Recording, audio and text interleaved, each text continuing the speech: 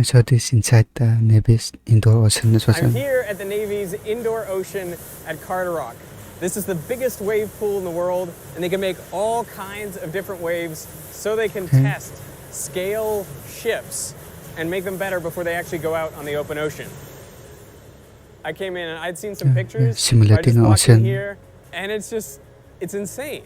Because they say indoor ocean, but like it's exactly what it is. The water even looks ocean colored. You know, it doesn't look like a swimming pool. This looks like an ocean.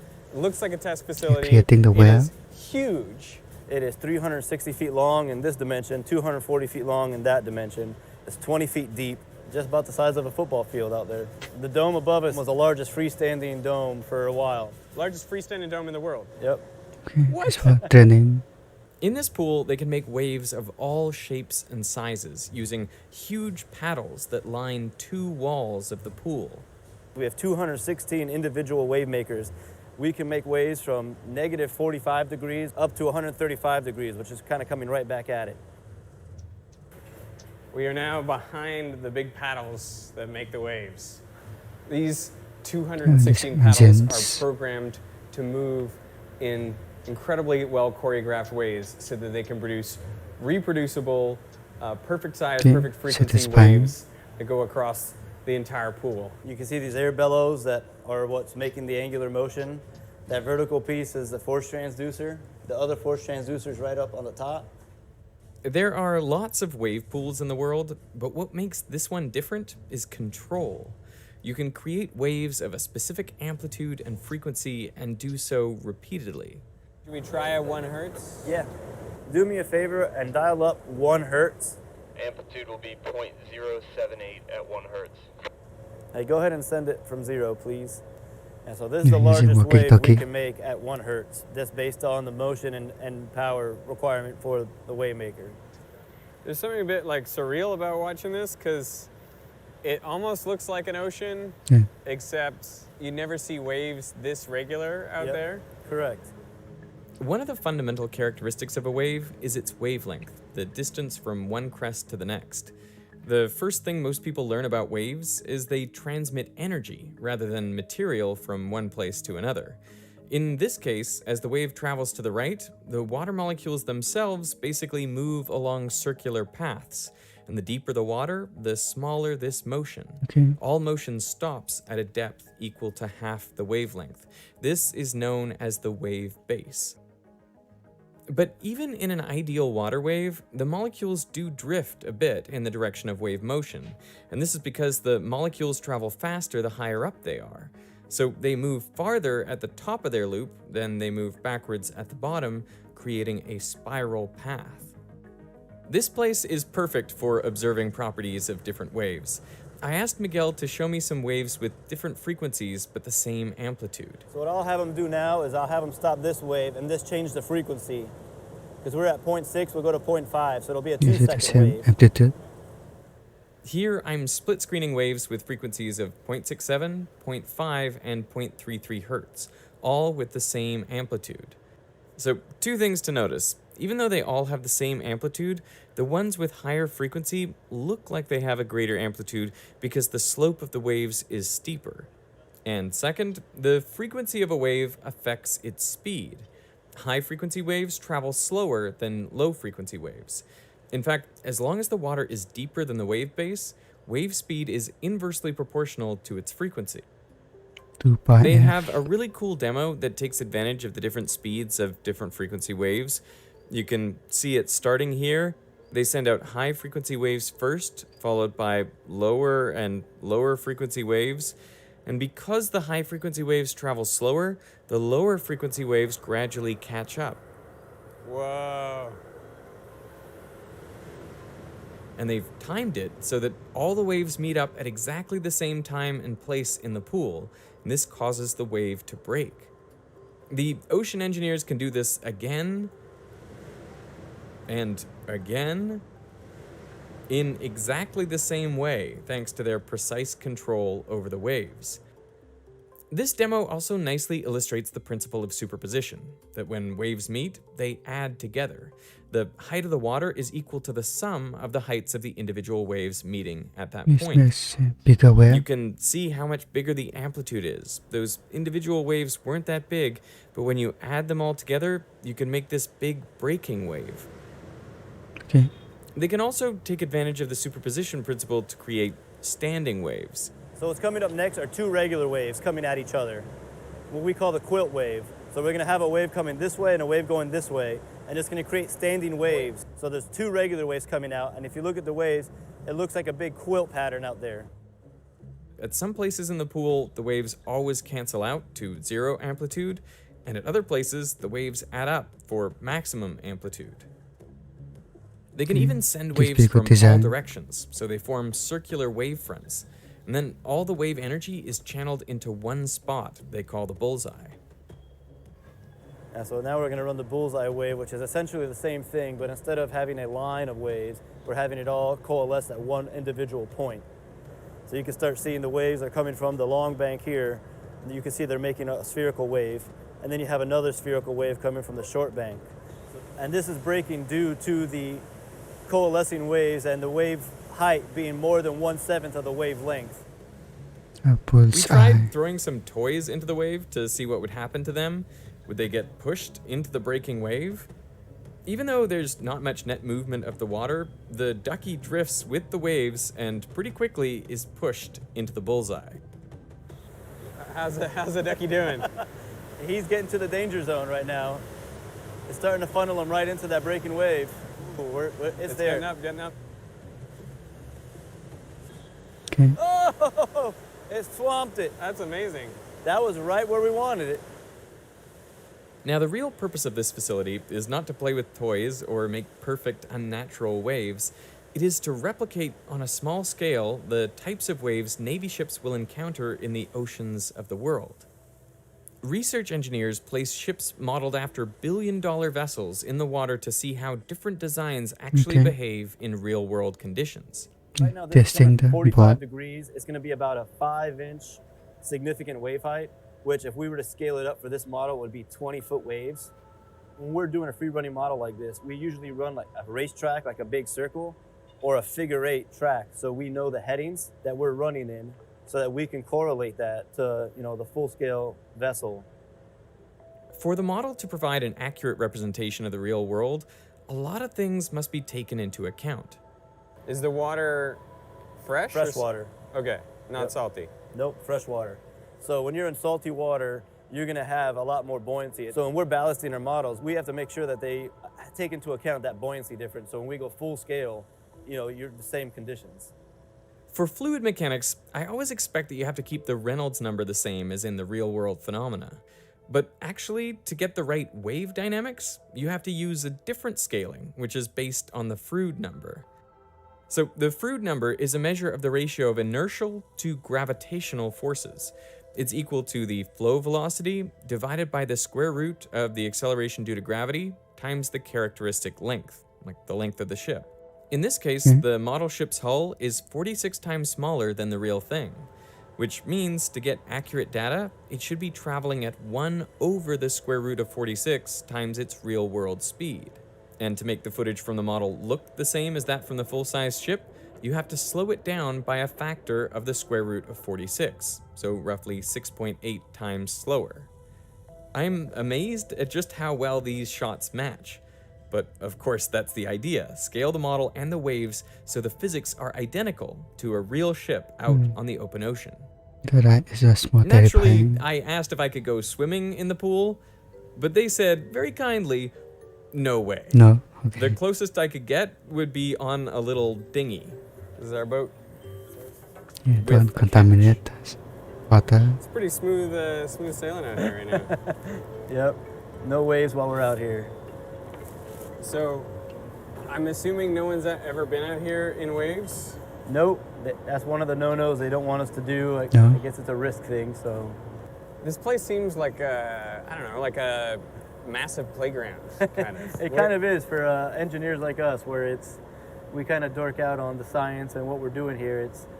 It's a huge volume. Like I guess I Kasi never let understood the how wave deep go 20 feet was inside until they for emptied the it and put in the content. new wave makers. It's a large volume just taken up by this water. So as we come by, these are our sensors right here. We have a big array here. These are ultrasonic sensors, and that's how we measure wave height and period and direction in the basin. So we want to measure that to make sure that what we test in is what we think we have. In this pool, they can create all sorts of different wave conditions you might encounter in different parts of the world.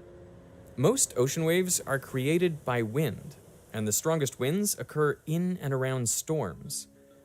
5 factors affect the size and shape of waves created. These are the wind speed, the wind duration, the distance over which the wind is acting, which is known as the fetch, the width of the fetch, and the depth of the water. As waves travel out from a storm, the higher frequency waves dissipate their energy more quickly. So the waves that travel a long way are the fast-moving, low-frequency waves, which are called swell. When those waves end up becoming like hundreds of miles away, like if you have it in the Pacific, eventually you'll get long period swell from them. So you're no longer near the storm, but it created enough energy to make long waves, and that's where you get your open ocean swell. Tell me if this is a good analogy. I feel like with sound, a lot of the high frequencies will die off quickly away from a source, Yep. but the low frequencies will travel much further. Correct. So is it the same thing with the waves? It's like Correct. you're walking away from a concert and you can still hear like the bass, but you can't see any of the high That's a frequencies. great analogy. Yep. What's the deal with rogue waves? People like to think it's a rogue wave where it just came out of nowhere and just came up. No, it's usually multiple waves that are meeting up and creating an amplitude that's much larger than what the self-standing wave would be. So when it meets, it's going to break because you have this large wave creating this huge amplitude that it just can't hold it and it breaks. On a calm day, when you see waves crashing at the beach around Wala, 10 seconds separated. apart, that is swell. But because of its long wavelength, swell isn't really a concern for ships out in the open ocean. You know, if you're on a long period swell, your ship's probably just going to heave a little bit. You're more worried about the steep waves and the windy waves that are really moving you around. Wind waves are formed Siya, in 3 dangerous. steps. First, as wind blows across the surface of perfectly still water, the turbulent motion of the air creates regions of slightly higher and slightly lower pressure, and this makes tiny ripples with wavelengths of around a centimeter. But now the wind can act on these ripples, creating larger pressure differences between the front and the top of the wave crest, pulling them up into bigger waves. And the interaction of the wind with these waves then creates even larger pressure differences and even larger waves. The waves are mostly uniform at this point, but as they interact with each other, they create a range of different wavelength waves. And as the wind keeps blowing, these waves begin breaking, transferring their kinetic energy into swirling eddies that dissipate their energy as heat. Once the energy dissipation matches the energy input from the wind, the waves have reached their maximum size, and this is known as a fully developed sea. So this is going to be an irregular wave. This is irregular? Irregular wave. So what you saw earlier with the regular waves were one frequency, one amplitude. This is what we call a spectra, or multiple frequencies and multiple amplitudes. You can see there's like higher frequency waves that kind of travel slower than the low frequency waves. Those low frequency waves will travel fast and overcome them, and that's what's making them look peaky or kind of dulling it out.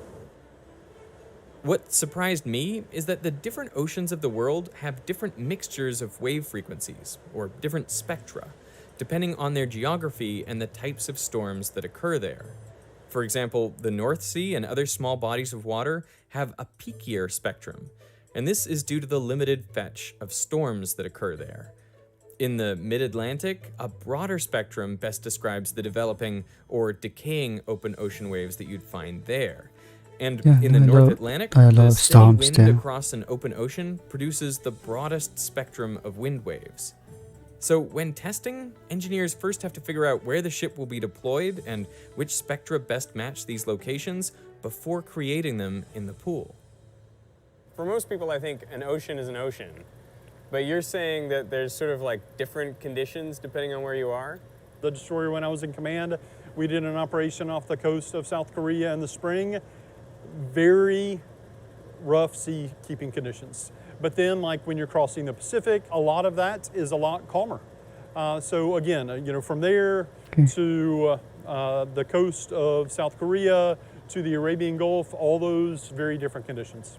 Were there any conditions that were particularly rough for you? So my bed was actually in the middle of a room, and the seas were so bad, and this is either South or East China Sea, the seas were so bad that one night I woke up in the middle of the night and my whole mattress with me on it was sliding off of my bed frame.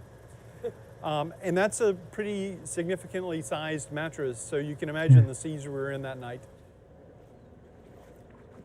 Much bigger than this would เข้าไป terrify ใน me. ที่ I แพลน know it เปล probably ส looks benign, but like much bigger than this, I think that model will take a lot of water.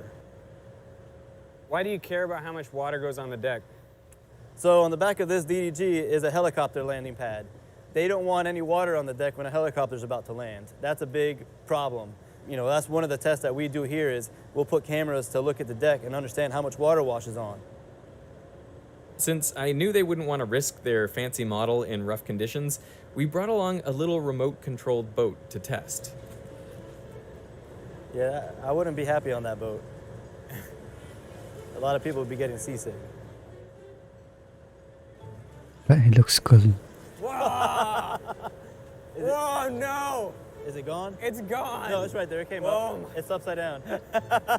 It was totally gone. It was in the air, then it went under. Yes, it's realistic Now, not conditions. all the models tested here can be remote-controlled. So on the carriage is where we're going to do captive model tests where you could tether, put power and instrumentation onto a model that can't hold it itself. So usually the model will go in this moon bay right here. The models are hooked up here, and then the whole lab speeds over the waves, towing the model underneath.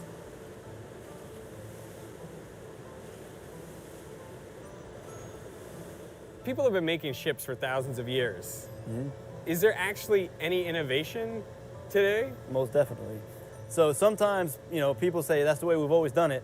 And then when you look into it, there's some validity to some harebrained ideas. And when we test them, that's why, you cut your costs of doing a model test versus building the full thing and saying, oh, that didn't work. Every ship that's in the Navy's fleet has gone through here, has gone through either our purview or has been tested peripherally with us. But all of the Navy-owned ships have been tested in this facility. And there is a ship out there with a tumble home design where if you look at this ship behind you, it flares out. So this flare is usually what helps protect you from when you start rolling. It gives you a reaction force or helps push you back. A tumble home is shaped, the opposite direction. And if you have a ship shaped in that direction, it doesn't have as much of a restoring force when you roll. Nice. But what is the idea with making a ship like that? There's a lot of different reasons why you want to change a hull design. Some of it is the above water signatures. It's all about the shape and radar sections.